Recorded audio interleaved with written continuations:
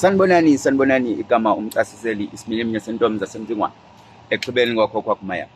Ngifuna ukuthi ngi-address i-issue eniyibone isenzakala ngathi almost the past 2 weeks ezikolweni. Ngizoqala ngesikolo olikubone kusenzakala eAddington eThekwini.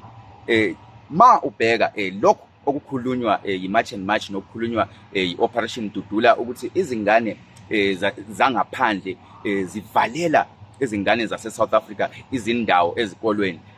Lento leyo ayinaqiniso futhi ayinaso isisekelo ngoba ucwaningo olukhona lukhomba ukuthi izingane zangaphandle ezikhona ezifundayo la esikolweni less than 2%, okuwukuthi phakathi kwezingane eziwu100 kuba khona mhlawumbe ezimbili eziyabe zibuya ngaphandle. Ngalokho kuchaza kube segcekeni ukuthi azikho ingane ongathiwa zivalela ezinye izingane.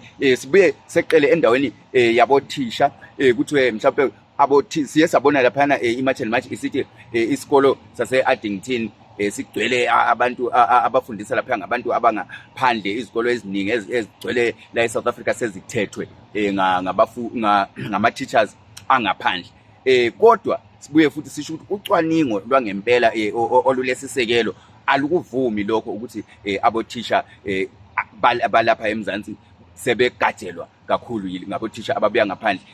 Abothisha ababuya ngaphandle they are just a drop kulaba abothisha abakhona, okuthi they are not more than 5% or ngithi 4% yabothisha abafundisayo. So lokho kugqugquzela ukuthi kube nenzondo towards izingane esikolweni kubheswe entweni engelona iqiniso. So ngalokho siyacela ukuthi abantu noma kuliwa nento ethile kuyadingeka ukuthi mhlambe uze nama facts uwabeke ukuze ikwazi ukuthi leyo nto ilungiswe. Kodwa ungaqala ngokuthi into yakho yonke ihle isisekelo sayo kube ngamanga, kuba nzima ukuthi nilwisane nenkinga enjalo.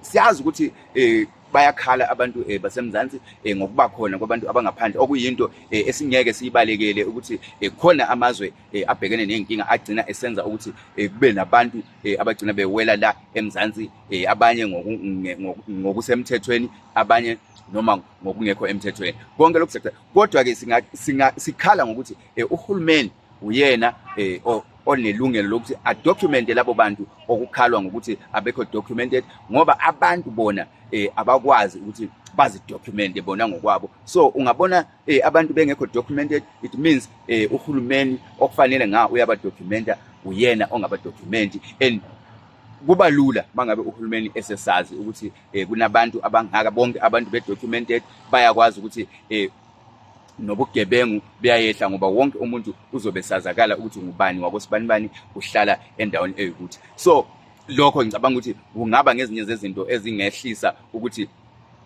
kube ne-crime, abantu abakhala kakhulu ngokuthi iza nabantu bangaphandle. So ngirepa lapha ezikolweni. So siyacela ukuthi kuba uMarch and March nakuboDudula ukuthi ningasihlupheli bakithi izingane azazi lutho. Sizwile nesilo lapha eMisuzu sisho ukuthi izingane eziningi lezo nizihlupha zizalelwe la eMzansi, eziningi zizalwa omama beMzansi okanye ngobaba beMzansi, noma yabe oyedwa wama-parents uyabe suka ngaphandle, omunye engowakhona la eMzansi. So siyacela ucwaningo luyasho ukuthi izingane azikho izingane zangaphandle ezivala indawo for izingane zala eMzansi, ngoba izingane zangaphandle less than 2% ezifunda khona la ezikoleni zaseMzansi. Siyabonga kakhulu, siyacela ukuthi uthathe le video uyishare izokwazi ukuthi ifinyelele nakwezinye indawo. Siyabonga kakhulu.